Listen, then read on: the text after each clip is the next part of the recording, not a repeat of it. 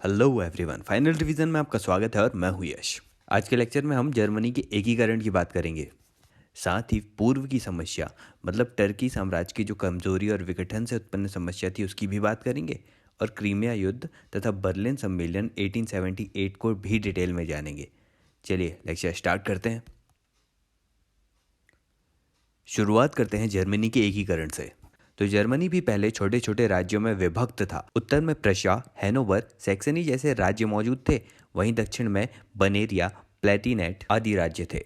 इन सभी राज्यों में विदेशी शक्तियों विशेषकर ऑस्ट्रिया का प्रभुत्व था। लेकिन धीरे धीरे समय बदलता है। 19वीं सदी में फ्रांस की क्रांति होती है जिसने राष्ट्रवाद का प्रसार किया। इसी के चलते 1830 और 1848 की क्रांतियों ने जर्मनी राज्यों पर भी प्रभाव डाला। जगह जगह पर विद्रोह और जनदबाव के चलते कुछ शासकों ने संविधान का निर्माण भी किया था, लेकिन शीघ्र ही मैटरनिक ने इन सभी विद्रोहों को दबा दिया था। मतलब जर्मनी के एकीकरण का आरंभिक प्रयास तो असफल रहा था। लेकिन आगे 1848 में संपूर्ण जर्मन राज्यों का एक संघ बनाने के उद्देश्य से जर्मन राष्ट्रवादियों ने फ्रैंकफर्ट में एक राष्ट्रीय संसद का अधिवेशन किया, जहां सभी जर्मन राज्य के प्रतिनिधियों ने भाग लिया।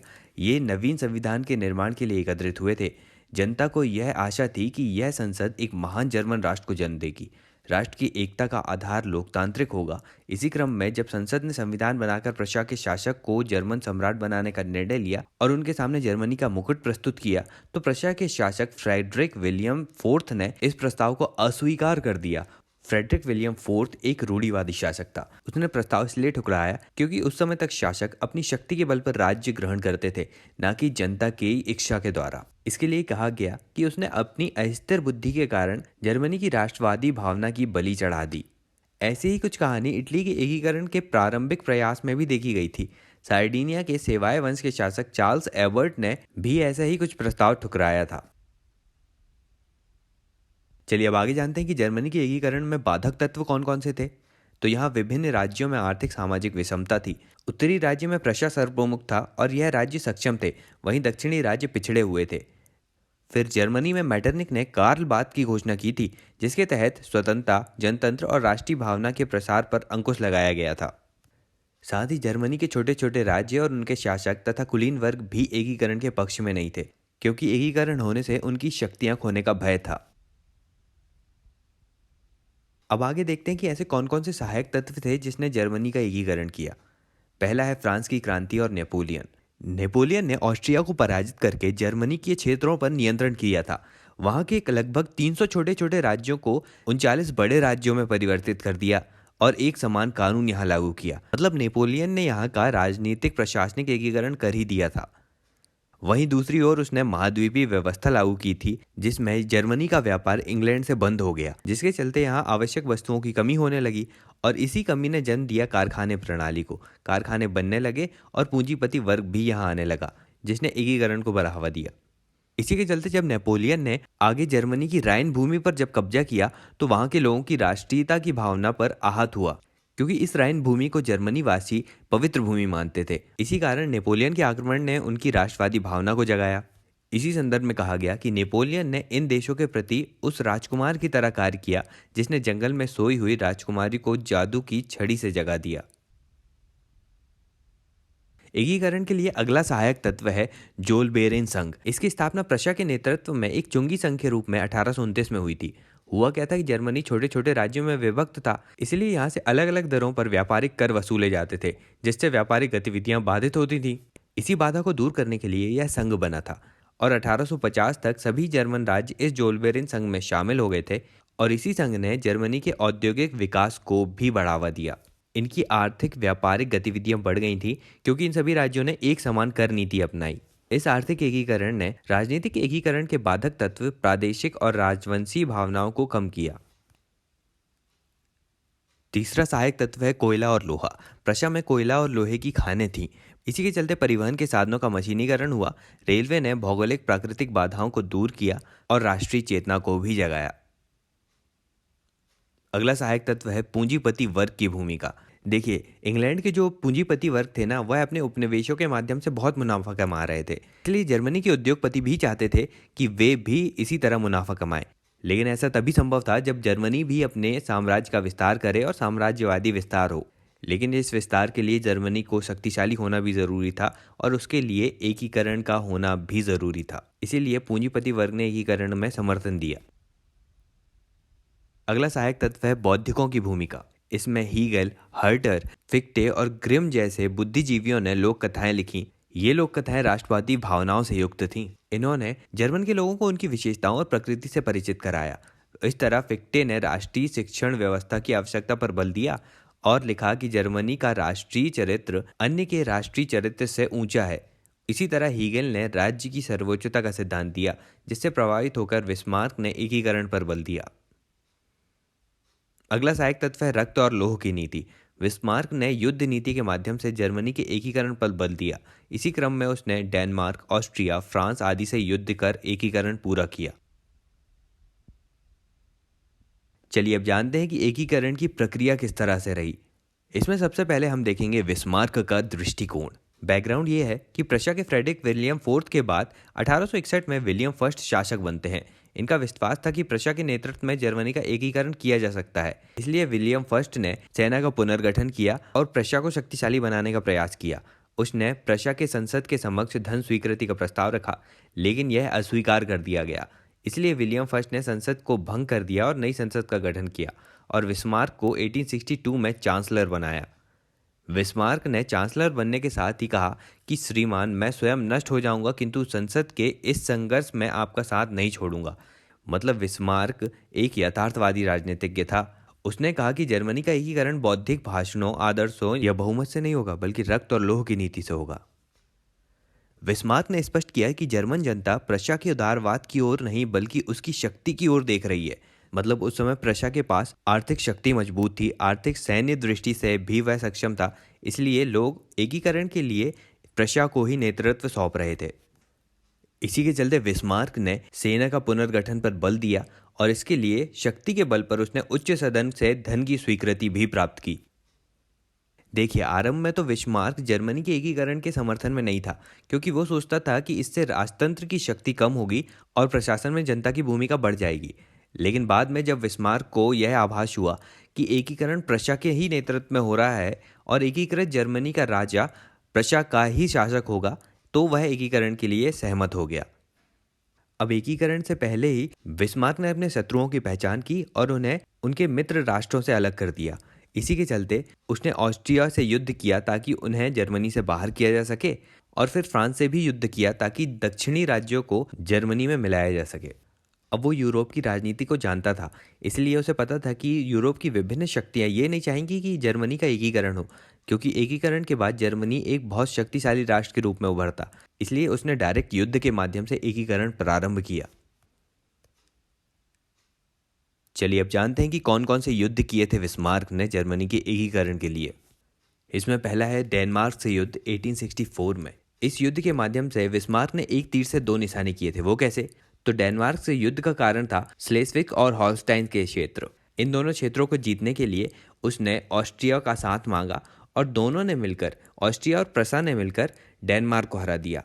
जब स्लेस्विक और हॉलस्टाइन इन दोनों के क्षेत्र को जीत लिया गया तो स्लेस्विक बिस्मार्क ने स्वयं के पास रखा और हॉलस्टाइन का क्षेत्र ऑस्ट्रिया को दे दिया।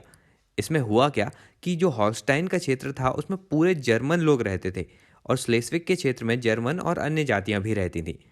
तो इसी का फायदा उठाकर बिस्मार्क ने आगे चलकर हॉलस्टाइन के क्षेत्र में जर्मनी के जो लोग रहते थे उनमें राष्ट्रवाद की भावनाएं प्रेरित करनी प्रारंभ कर दी और इसी ने जन्म दिया ऑस्ट्रिया के साथ जर्मनी के युद्ध को। ये बिस्मार्क की दूरदर्शिता का नतीजा था। चलिए तो देखते हैं ऑस्ट्रेलिया के साथ जो युद्ध हुआ वह क्या था। इसे सेडोवा का युद्ध 1866 भी कहते हैं। तो ऑस्ट्रिया से युद्ध करने से पहले ही बिस्मार्क ने रूस, इंग्लैंड, इटली और फ्रांस जैसे देशों को युद्ध से दूर रहने को तैयार कर लिया था। 1863 में पोलैंड में हुए विद्रोह के क्रम में बिस्मार्क ने रूस का पक्ष लिया था, इससे रूस उसका मित्र बन गया था। साथ ही बिस्मार्क फ्रांस में प्रशा का राजदूत भी रहा था, इसलिए फ्रांस के नेपोलियन थर्ड से उसके मैत्रीपूर्ण संबंध भी थे। इटली को वेनेशिया प्राप्ति का आश्वासन देकर उसने तटस्थ कर दिया था। वहीं मुक्त व्यापार की नीति के कारण इंग्लैंड भी प्रशा के प्रति झुकाव रखता था। इन सभी कारणों से ये देश सेडोवा के युद्ध में ऑस्ट्रिया की मदद नहीं करते हैं। फिर हॉलस्टाइन के मुद्दे पर ऑस्ट्रिया के साथ प्रशा युद्ध शुरू करता है, जहां ऑस्ट्रिया पराजित होता है। फिर यहाँ होती है प्राग की संधि। इस संधि के तहत उत्तरी जर्मनी राज्य प्रशा के साथ एकीकृत हो गया और हॉलस्टाइन भी प्रशा को मिल गया। वहीं दूसरी तरफ वेनेशिया पर पीडमोंट का नियंत्रण हुआ और उसका भी एकीकरण आगे बढ़ा। अब यहाँ सेडोवा के युद्ध में पराजय तो ऑस्ट्रिया की हुई थी, लेकिन आलोचना फ्रांस की होने लगी थी, क्योंकि फ्रांस की सहायता के बिना ही प्रशा ने ऑस्ट्रिया को थोड़े ही समय में पराजित कर दिया था। इसलिए प्रशा की जीत को फ्रांस में नेपोलियन थर्ड की कूटनीति के पराजय माना गया। इसका कारण यह है कि फ्रांस की सीमा के पास एक शक्तिशाली जर्मन राज्य का उदय हो रहा था। फिर भी इस युद्ध में फ्रांस तटस्थ था।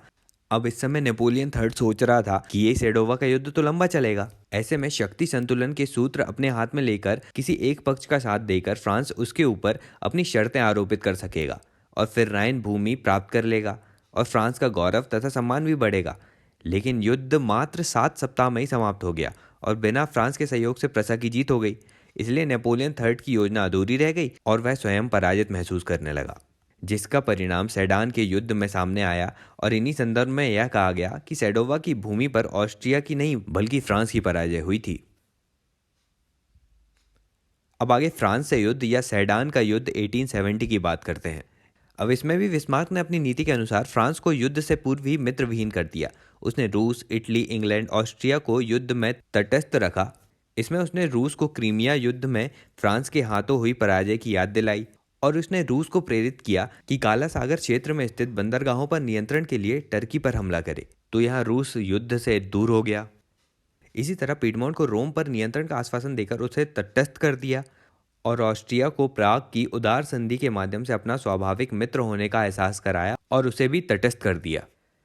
फिर होता है सेडान का युद्ध, जिसका परिणाम इस तरह निकला कि दक्षिणी जर्मन राज्य जहां फ्रांस का अधिकार था उसे प्रशा ने अपने नियंत्रण में ले लिया।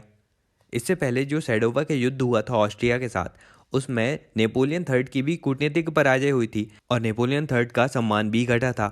इसी के चलते नेपोलियन थर्ड ने हॉलैंड से लग्जमबर्ग का क्षेत्र खरीदकर अपना सम्मान बढ़ाने का प्रयास किया, लेकिन बिस्मार्क ने इस योजना को उजागर कर दिया और नेपोलियन का यह प्रयास असफल हो गया और उसकी आलोचना भी होने लगी। इसी के चलते प्रशा के साथ उसका तनाव बढ़ा। फिर आगे स्पेन के उत्तराधिकार के प्रश्न पर भी फ्रांस और प्रशा के मध्य तनाव बढ़ने लगा था।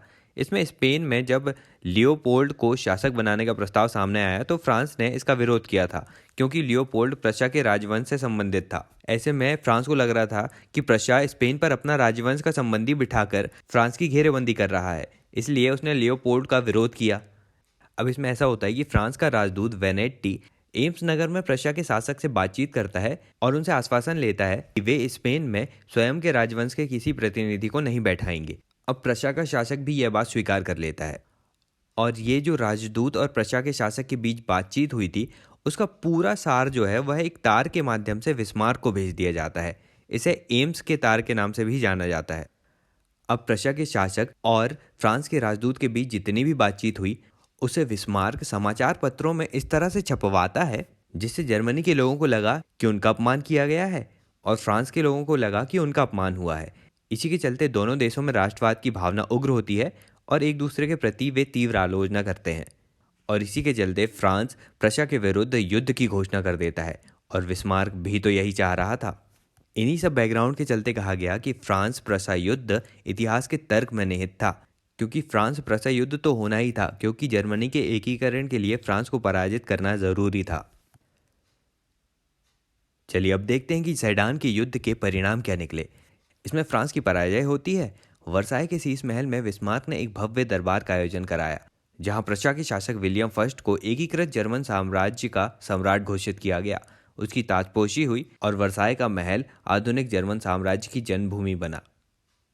युद्ध में फ्रांस के नेपोलियन थर्ड की पराजय हुई थी और उसे आत्मसमर्पण करना पड़ा और फ्रांस में उसके विरुद्ध जनविद्रोह हो गया और उसके शासन का अंत हुआ। फिर फ्रांस में राजतंत्र की समाप्ति करके गणतंत्र की स्थापना हुई। इस युद्ध के बाद इटली का एकीकरण भी होता है। फ्रांस की पराजय के साथ ही रोम में रखी उसकी सेनाएं हटानी पड़ती हैं और पीडमोंट का नियंत्रण होता है रोम पर और इटली का एकीकरण भी होता है। फिर रूस को भी इस युद्ध से लाभ होता है, जहां फ्रांस की पराजय और बिस्मार्क के समर्थन से प्रोत्साहित होकर रूस टर्की के विरुद्ध अभियान करता है और उसे पराजित करता है और काला सागर के क्षेत्र पर उपस्थित बंदरगाहों पर नियंत्रण स्थापित करता है। फिर जब जर्मनी का एकीकरण पूरा हुआ तो फ्रैंकफर्ट की संधि के तहत प्रशा ने फ्रांस का खनिज संसाधन संपन्न क्षेत्र एल्सस लॉरेंस क्षेत्र प्राप्त किया और फ्रांस पर युद्ध क्षतिपूर्ति की रकम भी आरोपित की। इस तरह फ्रांस का अपमान हुआ और उसका राष्ट्रवाद भी आहत हुआ। तो अब जर्मनी भी ये बात जानता था, इसलिए उसने अपनी सुरक्षा को रखने के चलते विभिन्न देशों से गुप्त संधियां करनी प्रारंभ कर दी ताकि वह अन्य देशों से फ्रांस को अलग थलग रख सके। इसी के चलते यूरोपीय राज्यों के मध्य अविश्वास बढ़ता है और गुटी राजनीति जन्म लेती है, जहां एक ओर इंग्लैंड, फ्रांस और रूस होते हैं, वहीं दूसरी ओर जर्मनी, इटली और ऑस्ट्रिया होते हैं। और ये ग्रुप आगे चलकर प्रथम विश्व युद्ध और द्वितीय विश्व युद्ध की नींव भी रख देते हैं। तो ये सारी बातें थी जर्मनी के एकीकरण की। अब आगे जानते हैं कि जर्मनी का एकीकरण इटली के एकीकरण से कैसे अलग था। सबसे पहले इन दोनों एकीकरण में समानता क्या थी वो देख लेते हैं। दोनों ही राज्यों में सामाजिक आर्थिक विषमता मौजूद थी। विदेशी शक्तियां जैसे ऑस्ट्रिया, फ्रांस आदि का प्रभुत्व था। ये दोनों ही एकीकरण में बाधक थीं। फ्रांस की क्रांति और नेपोलियन की भूमिका दोनों ही राज्यों में राष्ट्रीय चेतना को जगाने में सहायक हुई। कोयला और लोहा आर्थिक औद्योगिक विकास को बढ़ावा देता है, जो एकीकरण में भी सहायक हुआ। ये थे कुछ समान तत्व।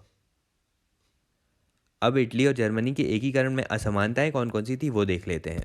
तो यहाँ इटली का एकीकरण हो रहा था, वो पोप का राज्य था। यहाँ धार्मिक संस्थाएं उपस्थित थीं और शासन के स्वरूप में भी विचारधाराएं अलग अलग थीं। यहाँ पर मैजिनी गणतंत्रात्मक शासन की बात कर रहा था, वहीं काबूर संवैधानिक राजतंत्र की बात करता था। जियो पार्टी पोप के नेतृत्व में एक संघ के निर्माण को कहता था। इन जर्मनी में ऐसी कोई धार्मिक चुनौती या अलग अलग विचारधाराएं नहीं थी, बल्कि यहाँ राजनीतिक समस्याएं थीं। इटली के एकीकरण में काबूर का मानना था कि बिना विदेशी सहायता के ऐसा नहीं हो सकता, लेकिन जर्मनी में बिस्मार्क का कहना था कि जर्मनी को विदेशी सैन्य सहायता नहीं मिलेगी, क्योंकि विदेशी यूरोपीय देश भी जानते थे कि यदि जर्मनी का एकीकरण हुआ तो वह एक बड़े शक्तिशाली साम्राज्य के रूप में उभरेगा जो उनकी सीमाओं को चुनौती देगा। इटली में जनमत संग्रह के माध्यम से एकीकरण पूरा हुआ था, मतलब नीचे से एकीकरण की प्रक्रिया दिखाई दी थी। वहीं जर्मनी में रक्त और लोह की नीति अपनाई गई थी। युद्ध से एकीकरण हुआ था, मतलब यहाँ ऊपर से एकीकरण हुआ था। इटली का काबूर स्वयं को एक इटली का, उसके बाद पीडमोंट का निवासी बताता था, जबकि बिस्मार्क स्वयं को पहले प्रशा का, उसके बाद जर्मनी का निवासी बताता था।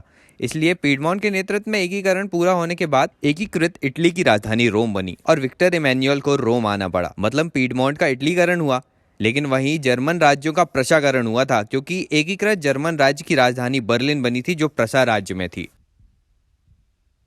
एकीकरण ने कितना प्रभाव डाला उसमें भी अंतर देखने मिलता है। इटली के एकीकरण ने यूरोपीय राजनीति में उतना प्रभाव नहीं डाला था जितना जर्मनी के एकीकरण ने डाला। इसमें सेडान के युद्ध के बाद फ्रैंकफर्ट की संधि की जर्मनी ने और यूरोप का नया स्वामी बना। फ्रांस के एल्सस लॉरेंस क्षेत्र पर उसका नियंत्रण भी हुआ और फ्रांस की सुरक्षा के चलते बिस्मार्क ने अपनी गुटी राजनीति और कूटनीतिक संधि प्रणाली को जन्म दिया।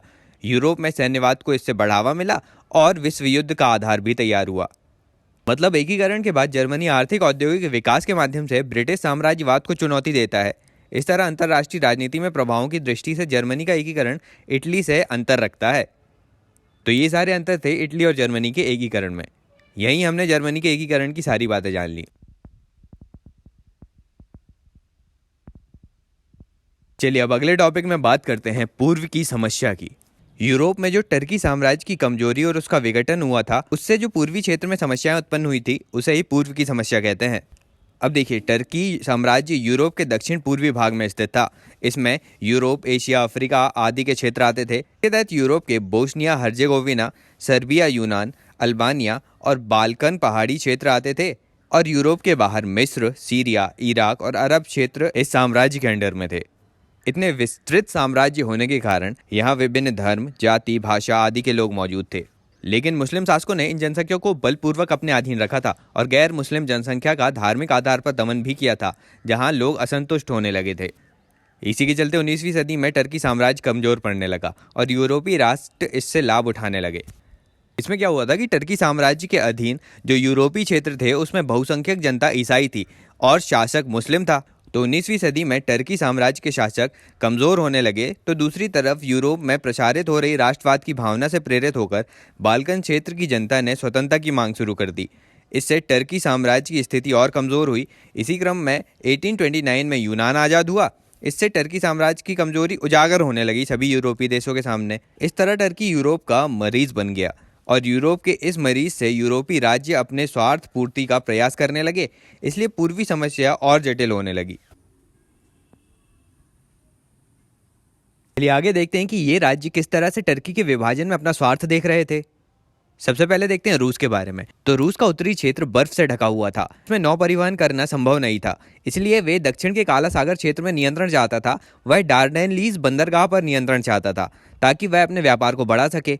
इसके लिए वह टर्की में उपस्थित स्लाव जनसंख्या को भड़का रहा था, क्योंकि स्लाव जनसंख्या का टर्की में प्रतिनिधि था रूस। इसी के चलते उसने विभाजन को बढ़ावा दिया। अगला देश आता है इंग्लैंड। अब यहाँ पर इंग्लैंड टर्की साम्राज्य का विभाजन नहीं चाहता था, क्योंकि ब्रिटेन को पता था कि रूस ने यदि काला सागर क्षेत्र पर कब्जा कर लिया तो वह उसके अफ्रीका और एशिया के उपनिवेशों पर खतरा बन सकता है, जो कि ब्रिटिश साम्राज्य के हित में नहीं होगा। इसलिए वो रसिया को टर्की साम्राज्य से दूर रखना चाहता था। अगला देश है फ्रांस। अब टर्की साम्राज्य में रहने वाले रोमन चर्च की ईसाई जनसंख्या का संरक्षक था फ्रांस। इस माध्यम से वह अपना प्रभुत्व रखता था और टर्की साम्राज्य में विभिन्न प्रदेश जैसे मिस्र और सीरिया पर वह अपना नियंत्रण करना चाहता था। इसलिए इन प्रदेशों के गवर्नर को उसने विद्रोह के लिए प्रोत्साहित किया। अगली कंट्री ऑस्ट्रिया। तो यह भी काला सागर के बंदरगाहों पर नियंत्रण चाहता था। टर्की राज्य के संबंध में रूस और ऑस्ट्रिया के हित आपस में टकराते थे। ऑस्ट्रिया में विभिन्न भाषा और जाति के लोग रहते थे, लेकिन फिर भी यह ऑस्ट्रिया राष्ट्रवाद और स्वतंत्रता जैसी अवधारणा का विरोधी था। इसलिए वह टर्की साम्राज्य में रूस द्वारा प्रायोजित स्वतंत्रता आंदोलन का भी विरोधी था। आगे आता है इटली। तो इटली के एकीकरण के क्रम में काबूर ने पूर्वी समस्या से लाभ उठाना चाहा और क्रीमिया के युद्ध में टर्की का सहयोग किया और फ्रांस जैसी यूरोपीय शक्ति की सहानुभूति और सहयोग हासिल की। अगला देश है जर्मनी। बिस्मार्क यहाँ स्पष्ट कर देता है कि उसे पूर्व की समस्या पर कोई रुचि नहीं है, इसीलिए वह टर्की से आने वाली डाक को खोलता ही नहीं है। लेकिन वह पूर्व की समस्या से अपने को अलग भी नहीं रख पाता। उसको काला सागर क्षेत्र पर नियंत्रण के लिए प्रोत्साहित कर सेडान युद्ध में उसकी तटस्थता प्राप्त करता है। इसी क्रम में 1878 में रूस ने टर्की पर हमला कर उसे पराजित किया और साथ ही सैन स्टीफानो की संधि की। तब बिस्मार्क ने हस्ताक्षर करते हुए टर्की साम्राज्य की समस्या के समाधान के लिए बर्लिन में एक सम्मेलन बुलाया, जहां उसने एक ईमानदार मध्यस्थ की भूमिका निभाई। लेकिन वहां भी वह ईमानदार नहीं रह सका। फ्रांस को अलग थलग करने के लिए वह इंग्लैंड के साथ निकट संबंध बनाए रखना चाहता था। इससे पूर्व की समस्या और जटिल हो गई। आगे जानते हैं क्रीमिया वॉर के बारे में, 1854 टू 56। देखिए 1740 में एक समझौता हुआ था, जिसके तहत टर्की साम्राज्य में रहने वाले रोमन चर्च के जितने भी ईसाई जनसंख्या थे, उनके संरक्षण का काम फ्रांस को दिया गया था। लेकिन जब ग्रीक चर्च की ईसाई जनता ने एक रोमन गिरजाघर पर नियंत्रण कर लिया, तो रोमन चर्च के पादरियों ने फ्रांस से अपील की और नेपोलियन थर्ड ने टर्की के सुल्तान पर यह दबाव डाला कि वह ग्रीक चर्च के पादरियों पर नियंत्रण करे। और इसी बीच रशिया और टर्की के बीच युद्ध शुरू हो जाता है, जिसमें फ्रांस और इंग्लैंड तथा पीडमोंट तीनों ही टर्की का साथ देते हैं। फलस्वरूप रूस की पराजय होती है। फिर 1856 में पेरिस का सम्मेलन किया जाता है और टर्की साम्राज्य की अखंडता बनाए रखी जाती है। फिर काला सागर क्षेत्र पर रूस की नौसेना को जाने में पाबंदी लगा दी जाती है। चलिए अब आगे जानते हैं इस क्रीमिया युद्ध के परिणाम क्या हुए थे और इसका महत्व कितना था। तो ज्यादातर लोग क्रीमिया युद्ध को व्यर्थ का युद्ध मानते हैं, क्योंकि इसमें ना ही रूस की साम्राज्यवादी इच्छाओं पर नियंत्रण लगा था और ना ही आगे चलकर टर्की के विभाजन को रोका जा सका, और यह युद्ध धार्मिक भावना से प्रेरित भी माना गया। लेकिन क्रीमिया युद्ध के राजनीतिक परिणाम युद्ध के महत्व को दर्शाते हैं। इस युद्ध का परिणाम फ्रांस और इटली के लिए लाभदायक सिद्ध हुआ। युद्ध विजय के साथ ही फ्रांस के शासक नेपोलियन थर्ड ने यूरोप में ख्याति पाई। दूसरी तरफ इटली भी युद्ध में भागीदारी करके फ्रांस का साथ पाता है और ऑस्ट्रिया को पराजित कर लोम्बार्डी पर नियंत्रण करता है और इटली का एकीकरण शुरू हो जाता है। फिर इसी संदर्भ में कहा गया कि क्रीमिया के कीचड़ से इटली का जन्म हुआ है। क्रीमिया युद्ध के बाद रूस की पराजय ने जार के खोखले शासन को उजागर कर दिया था। पेरिस सम्मेलन में सर्बिया को स्वशासन देकर शेर के मुंह में खून लगाने की बात की गई, क्योंकि इसके बाद सर्बिया ने टर्की साम्राज्य के विरुद्ध अपनी पूर्ण स्वतंत्रता की मांग शुरू कर दी और इस प्रवृत्ति का अनुसरण बाल्कन क्षेत्र के अन्य राज्यों ने भी किया और ऑटोमन साम्राज्य का विघटन का मार्ग प्रशस्त हुआ। अब इस क्रीमिया युद्ध में घायलों की चिकित्सा और सेवा के लिए महिलाओं की भी भूमिका उल्लेखनीय है। इसके लिए फ्लोरेंस नाइटिंगेल का नाम प्रसिद्ध है और इसी युद्ध के बाद चिकित्सा सेवा के लिए रेड क्रॉस सोसाइटी का भी जन्म हुआ। मतलब परिणामों की दृष्टि से तो क्रीमिया युद्ध व्यर्थ का युद्ध प्रतीत नहीं होता। चलिए आगे जानते हैं कि क्रीमिया युद्ध के बाद पूर्व की समस्या का क्या हुआ। तो पेरिस सम्मेलन से मान लिया गया कि टर्की या ऑटोमन साम्राज्य का विघटन नहीं होगा, लेकिन 1870 के जब फ्रांस और प्रसा के बीच सेडान का युद्ध हुआ तो उसने ऑटोमन साम्राज्य के समक्ष संकट खड़ा कर दिया। क्योंकि इसमें फ्रांस की पराजय हुई थी, इसलिए बिस्मार्क से प्रेरणा लेकर रशिया ने भी काला सागर क्षेत्र में अपनी गतिविधियां तेज कर दी और बाल्कन क्षेत्र में रहने वाले स्लाव जनसंख्या को एकजुट करने के लिए सम्मेलन भी आयोजित किए। इसी के चलते ऑटोमन साम्राज्य में स्लाव आबादी ने विद्रोह करना शुरू कर दिया और बोस्निया तथा हर्जेगोविना की जनसंख्या ने ऑटोमन शासकों का विद्रोह किया, जिसका कठोरतापूर्वक ऑटोमन शासकों ने दमन भी कर दिया। लेकिन रशिया ने टर्की को जनता के विद्रोह का दमन न करने की चेतावनी दी और उसी के साथ 1878 में टर्की पर हमला कर दिया रशिया ने और टर्की को पराजित भी किया। फिर सैन स्टीफानो की संधि होती है, जिसमें काला सागर में उपस्थित वास्फोरस और डार्डेनलीज बंदरगाह पर रशिया का नियंत्रण होता है और सर्बिया तथा बुल्गारिया को पूर्णतः स्वतंत्र घोषित कर दिया जाता है। तो ये था अंत पूर्व की समस्या का। अब इसी के चलते आगे होता है बर्लिन सम्मेलन 1878। वो क्या है वो देख लेते हैं। यह सम्मेलन ऑटोमन साम्राज्य की सुरक्षा के लिए था। हुआ क्या था कि जो सैन स्टीफानो की संधि हुई थी उसे पेरिस संधि का उल्लंघन माना गया। इसी पर बात के लिए बर्लिन सम्मेलन होता है। शुरुआत में रूस ने इसमें आने से मना कर दिया था, लेकिन बिस्मार्क की मध्यस्थता में वह सहमत हो गया। साथ ही यहाँ यूरोप के अन्य प्रतिनिधि भी थे। ब्रिटेन के पीएम डिज़रायली का नाम यहाँ उल्लेखनीय है। अब इस बर्लिन सम्मेलन का उद्देश्य क्या था? पहला था सैन स्टीफानो की संधि को रद्द करना, दूसरा बाल्कन क्षेत्र में रूसी प्रभाव के विस्तार को रोकना, तीसरा पूर्वी समस्या का स्थायी समाधान निकालना। फिर इसके प्रावधान कुछ इस तरह से किए गए थे कि सर्बिया, बुल्गारिया, मॉन्टेनीग्रो को पूर्ण स्वतंत्रता दी गई, बोस्निया हर्जेगोविना क्षेत्र पर ऑस्ट्रिया का पूर्ण नियंत्रण स्थापित हुआ और साइप्रस द्वीप पर ब्रिटेन को अधिकार दिया गया। अब बर्लिन सम्मेलन की यदि समीक्षा करें, इसके सकारात्मक नकारात्मक पक्ष देखें, तो सकारात्मक पक्षों में इस सम्मेलन ने अपने सभी उद्देश्यों की पूर्ति कर ली थी। डिज़रायली ने कहा था कि वे बर्लिन से ससम्मान शांति लाए हैं और हमने यूरोप की समस्या का समाधान कर दिया है। यह कथन लेकिन हमें तार्किक प्रतीत नहीं होता, क्योंकि बर्लिन सम्मेलन टर्की के लिए तो अनुकूल था, लेकिन विश्व की तबाही का कारण भी आगे बना था। इसका कारण हमें इसके नकारात्मक परिणाम में देखने मिलता है। इसके तहत बोस्निया हर्जेगोविना क्षेत्र पर ऑस्ट्रिया का प्रशासनिक नियंत्रण स्थापित कर वहां राष्ट्रीयता की भावना को उग्र कर दिया गया। इसी क्रम में ऑस्ट्रिया और सर्बिया के बीच तनाव बढ़ता है, जो आगे चलकर प्रथम विश्व युद्ध का कारण बनता है। इतना ही नहीं, बर्लिन सम्मेलन में राष्ट्रीयता के सिद्धांत की पूर्ण अपेक्षा की गई थी। बुल्गारिया का 3 भागों में विभाजन राष्ट्रीयता के सिद्धांत का उल्लंघन माना जाता है। इसी तरह टर्की राज्य के क्षेत्रों पर अन्य देशों को भी कब्जा मिला था, जैसे साइप्रस पर ब्रिटेन का कब्जा हुआ था। इससे पता चलता है कि टर्की साम्राज्य के विभाजन को भी रोका नहीं गया। बर्लिन सम्मेलन में किए गए निर्णयों से बाल्कन क्षेत्र अशांत हो गया था। यही वजह थी कि 1912-1913 में बाल्कन युद्धों ने यूरोप में अशांति फैलाई थी और इन्हीं ने प्रथम विश्व युद्ध का आधार भी तैयार किया था। इस तरह डिज़रायली का यह कहना निराधार साबित हुआ कि हम बर्लिन से ससम्मान शांति लाए हैं।